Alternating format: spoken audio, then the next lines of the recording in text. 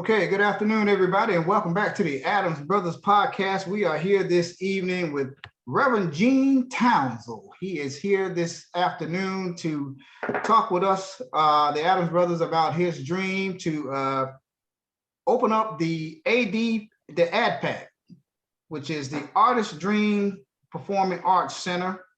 And he also wants to talk about his book that he has released. It is called From Seeking Glory to Giving Glory. We'd like to welcome Reverend Gene Townsel to the Adams Brothers podcast. Welcome. Hey, bro. So glad to talk with you guys. And as I said earlier before we started recording, I'm so proud of you guys. You know, you're really keeping Deerfield alive, keeping the community alive. And so we know what's going on around us. Amen. One thing I'd like to share with you guys in particular, I heard you speak about that book. The book has not been released yet. That's in the hopper. Okay. So it is actually the dream of the book was not to just put another book out there, but I want to incorporate my old music from my career, if you will, coupled with some new music that I want to go in the studio to do. So what's holding up the process right now is getting the funds to go back in the studio and do at least 2 or 3 pieces to add to the project. So we want to have the book package with the music in it, okay? Either with a down, so you can have a CD in there, or you can have a download, vehicle inside the book, so you can download the book from the website. Okay, one of the two. So that's the process, right? And that's where we are right now. The book is actually finished. We're just trying to gather those funds to get it done the way we dream of it being. Now, some people have asked me in the early days of this project, no one quite understood why I was like centering on the book. Right now, I talk very little about the book anymore because I'm talking about the kids right now. That's where my focus is. Mm-hmm. But the book to me was just a tool. Because usually when you start talking about a project of this magnitude, the first thing comes to people's mind who don't know you, well, who are you? So to me, the book was kind of like an introduction to myself. Okay, so like when you're talking about this, you can say, well, I don't like to talk about myself, but here you can read it, that kind of a thing. So in doing speaking tours and engagements and stuff like that, I have the book on hand to show people who I am and what I've done, and more importantly, what I'm trying to do. Now, one thing I might mention too about that book process, for whatever the reason, God has made it possible for, as old as that music is, and it surprises me when I think about it, I still get emails to this day from the United Kingdom, because the music is still alive and well. It's still highly thought of over there. You probably never heard about it over here, but somehow or the other, the music traveled over there and it's doing quite well. So what I want to do is to go because I've been asked to come over there. I've never performed in the United Kingdom before. A lot of other places in the world, but never there. I was just going to ask you, have you ever performed there too? No, I never have. Which is interesting because your music will go all over the place. It's just one of those kind of vehicles. But I want to go over there. I have the contacts over there, and people have offered to set up something for me. I don't want to just go just another singer singing a song. I have no desire to go back in that venue of music again. But I do look at it as being a ministry opportunity. That's what I look at as being. So I want to be able to go there with the book in hand, talk about my past, talk about the music and stuff, but more importantly, where God has placed me now. Right. That's the purpose. And tell us how your career started. You're originally from Deerfield Beach, and you are the son of the late Ralph Townsel, who was your dad, and he was an icon in the community here in Deerfield Beach, and he paved the way for a lot of people around here. If people don't know who you are the son of Ralph Townsel. He passed away a few years ago, God rest his soul. But he was very stellar in the community around here. So just tell us about you. Well, I was partially reared in Deerfield, but partially in Jacksonville. My dad, his second wife, Marjorie Jones Townsel, actually a native of Deerfield Beach. When I came down here at about 14, 15 years old, and started attending Blanche Ely. So the music had started with me long before I even got down here, but I would say significantly. And the forward motion happened right down here in Deerfield. When I went to Blanche Ely, That was the only school we could go to during that time.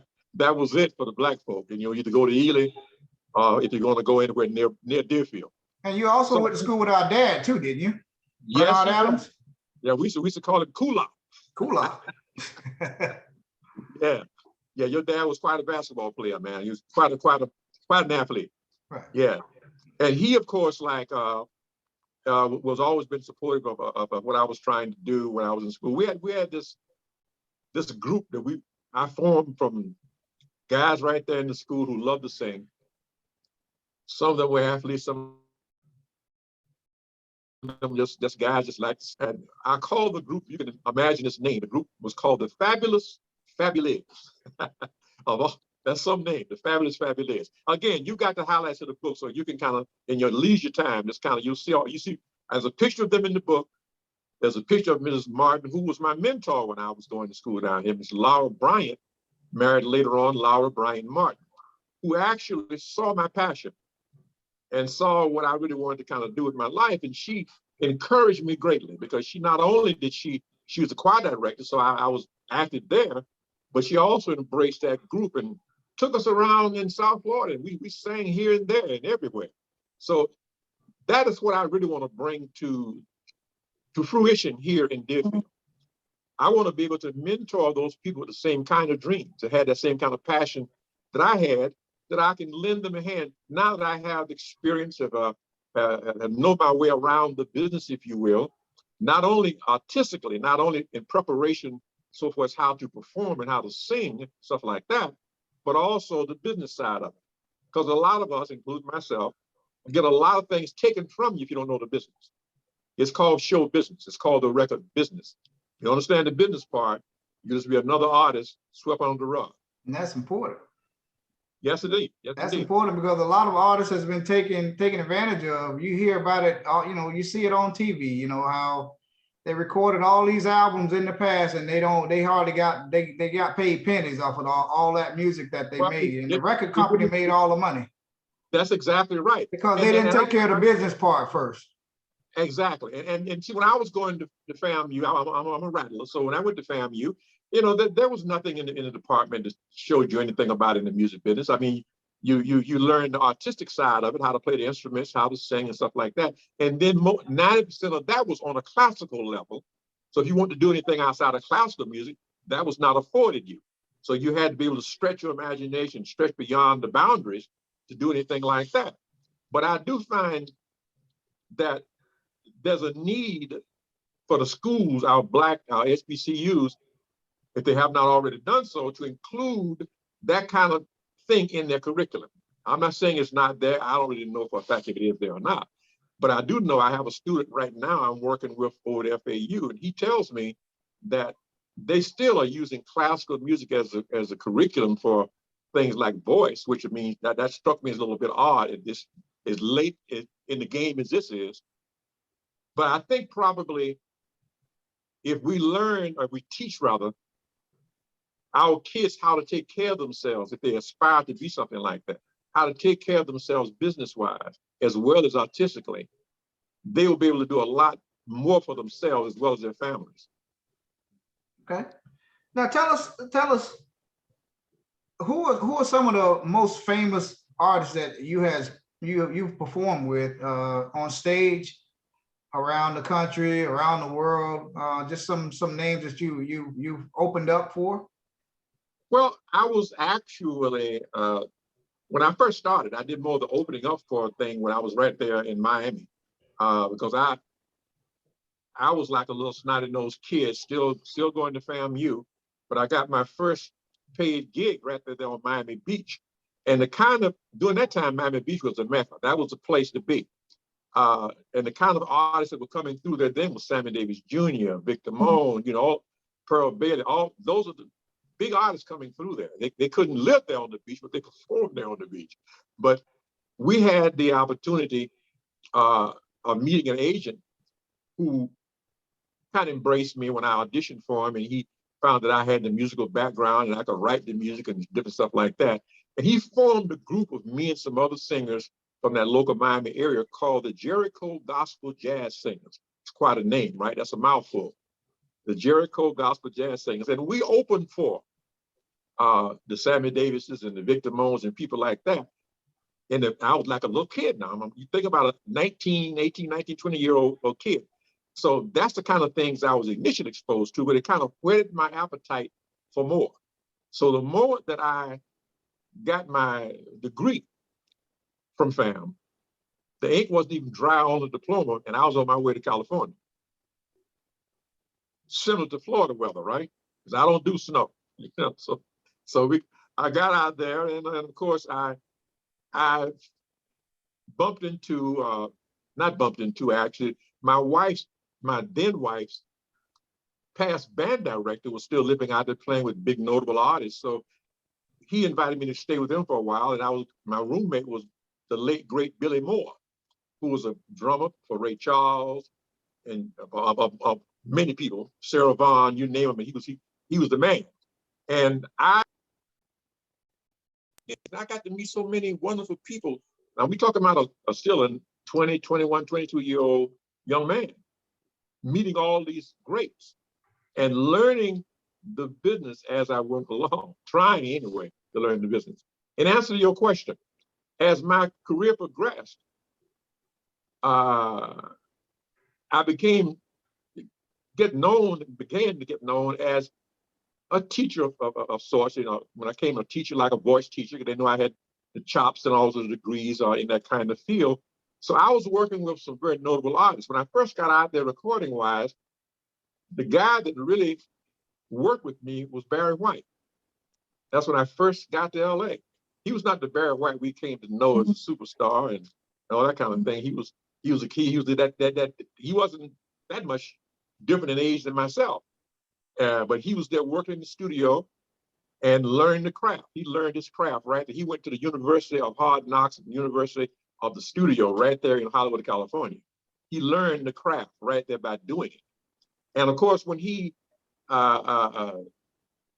came into my peripheral view later on in life, it's amazing what a great guy he was. It's like he still remembered me. I remember approaching him at an awards event in Baltimore Club and asked if he remembered my name and remembered me rather. And we got to talking and come to find out that he did, and we shared numbers and stuff like that.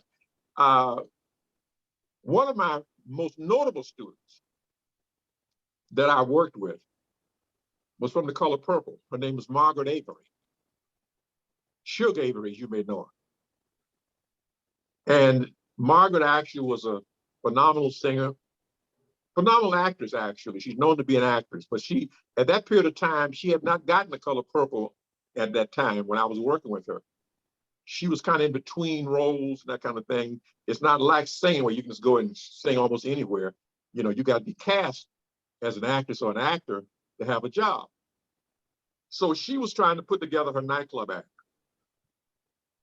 And of course, someone referred her to me. I had this studio that I kept for about almost 30 plus years there in Los Angeles. And she came by and I worked with her, getting her chops together, putting together her nightclub act. And she went on the road and sang some of the same venues I sang in. She went to Southeast Asia, Australia, different places like that, you know, singing and performing, keeping that money coming in. She keep her bills paid. And so then I remember getting, as a matter of fact, that's in the book as well. There's a postcard that she sent me. I don't throw anything away. I keep all my memorabilia. I keep everything. So there's a copy of that postcard in the book where she was so happy. She said she had something. She wanted to tell me what it was. She said, I got some good news when I get back home. And the good news was that she had gotten a role of Suge in The Color Purple. Right. So that is one of course, you probably remember what's the name of this little group? Immature. Yeah.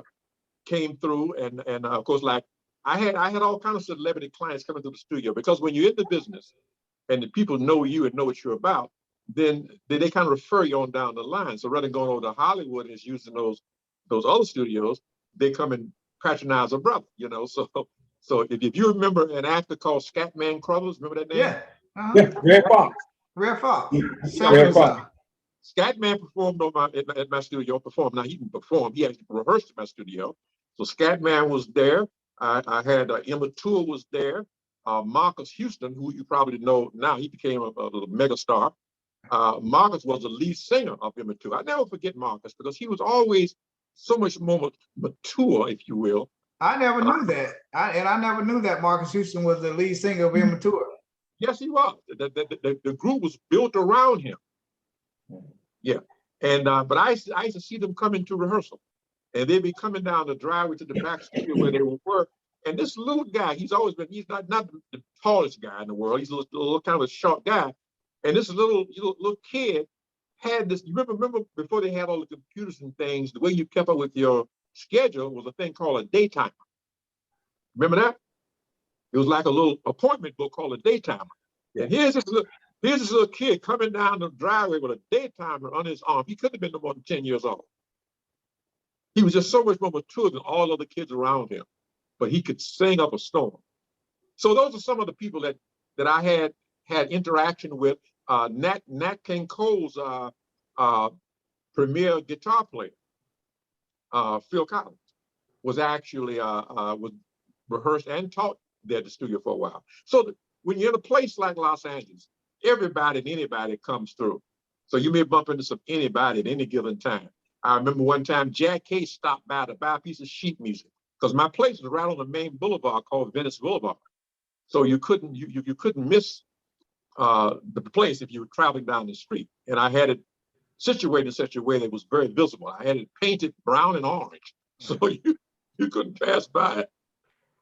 We want to get you, for some reason, Zoom is telling me it's showing me a countdown, which is never done before. So okay. I want to make sure you get your important stuff out there. Wayne, go ahead with your questions. It's telling me we got about 8 minutes. I don't want it to shut off on you. So Wayne, go ahead and ask Reverend Gene Townsel your question. Yeah, I remember Scatman Crothers, Chico and the Man, Red Fox, where he used to play the little instrument. Scatman Crothers was a heck of an actor. Mr. Townsel, you said you wouldn't go back to the venue of, I know you're in gospel now, but you said you wouldn't go back to that venue. Why not? You can be like Al Green now. Al Green does the gospel and he delves back into his old catalog music from the 70s. Al Green, if I had the kind of name value that Al Green has, possibly I may consider that. But Al Green's money's already made because your money's in your name. Right. You know. But since we're running out of time, let me mention this. In this process we're in right now in trying to put this center together, my prime objective right now is to reach out and get these parents to bring those kids so I can work with them. I'm having a struggle getting the kids in Deerfield and surrounding areas to come. We're there every Saturday morning at 9 a.m. at Bethlehem Missionary Baptist Church. That church has given me that upper floor to work with the project, and which is such a blessing, but I'm struggling getting the kids to participate. So anybody can hear me, or you guys can reach out and keep mentioning that. We need that desperately. And is there a fee to sign up for this? It's all free? Completely free. You know, which I'm glad you asked that because, you know, it's hard to give people stuff sometimes. Yeah. You know, when you give it to somebody, sometimes they devalue it because it's free. Mm-hmm. Do you have any numbers? Do you have any numbers that you can provide for the people? Any other information or numbers to provide for them? Yeah, my phone number is 561-436-0868. That's 561-436-0868.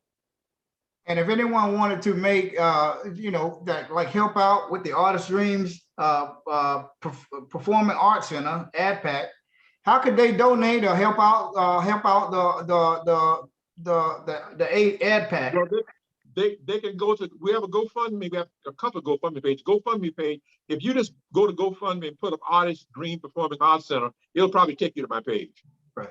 Now, are you also on Cash App, Zelle, or anything? Put your Zelle email address out there. Zelle is the same number, 561-436-0868. It'll take you to Willard Eugene Townsel. And if you look at the Cash App, it's $ Eugene, capital EUGENE, capital TOWNSEL. Wayne, you have anything else for Reverend Townsel? Your school that you're, is there a number you're trying, like a dollar amount you're trying to reach to build that school? Well, that's a good question, but in answer to your question, no. Well, right now, the actual website, the GoFundMe page has a $10,000 goal we're trying to reach, to at least be able to pay teachers, because it's not just about me. It's not just about singing. It's about playing instruments. It's about dance. It's about rapping. Whatever the kids envision performance-wise, we want to be able to provide that. And you can't. I'll do it for free, but I know these other folk not going to do it for free. So you got to have some money in the copper to be able to pay somebody to come out and do these things. Not probably the going rate, but at least give them something. I know in the future we're gonna have at the Oviedo McKeithen Park there, they are redoing the Tigna Center, and I think that would be if you ever had to leave Bethlehem, that would be a perfect opportunity to partner with the city of Deerfield to get some type of program going in the future for the kids. Well, that's a possibility, but like I'll talk to you off camera about my experience with the city. Oh, I know. I got a good idea, Mr. Townsel. They are very politics. Politics. That's why we stay on them and we stay fighting them. It's like they try to sabotage everything Black over here in this community. They don't want to support it, and believe me, I kind of got an idea. They're not unaware of what I'm trying to do. As a matter of fact, I met with the city manager. It's been at least about a month or two ago now, but I made him very much aware of what I was trying to do. I didn't ask him for anything, just let him know what I was about. And of course, their response was like about when I started talking about what was not in Deerfield, they started trying to refer me to those things that they're doing in terms of events. And I said to him very clearly, I said, events do not make a program. If you're gonna do anything like what I'm envisioning, you got to have a program that's going to be staffed and a budgeted. So there's some money there to make it happen. You can have an event every once or twice a year and expect that to suffice for a cultural arts program. Right. And they're so out of touch. They're out of touch. I mean, they so out of touch, but hopefully we can get something going and we can continue to talk to them on your behalf too, to get something going here for the kids. I mean, you want to give back. I don't know why they won't try to partner with you, but that's, like you say, that's another conversation. But it's great to have you on here today, Mr. Townsel. Yeah, absolutely. Thank you so much. Yeah, absolutely. Anytime you want to come back in the future and tell our viewers and what everything you have going on at the AdPac over there at Bethlehem Missionary Baptist Church. I think that's where you are working out of the church right now. But if you want to come back on and tell us anything about AdPac, you're more than welcome to. Anything we could do to help support you over there and point some kids over to your center, us, we'll by all means do that. Yeah, any chance you get to send some kids our way, it'll be greatly appreciated. Absolutely. We are talking to the Reverend Gene Townsel, AdPac, the Artist Dream Performing Arts Center that he wants to bring to Deerfield Beach, Florida, and to help get some kids in there and showcase their talent. And there's a lot of talent here in Deerfield, and he's trying his best to do it, and he needs a little help. Like everyone, everyone has to start somewhere. So we support you. Anything we could do for you, you know how to get in contact with us. And for our viewers out there that's watching, the best way to support us is to go to YouTube and hit that like button, hit that subscribe button, and click on the bell for the notifications, and it'll notify you every time we upload a video. That is the best way you can support us. And if you like to support us as well, you can support us through our Cash App. So thank you, Reverend Gene Townsel, for stopping by the Adams Brothers podcast. We want to thank you for taking the time out of your busy schedule to speak with us, and we wish you well. Thank you so much, guys. You're welcome.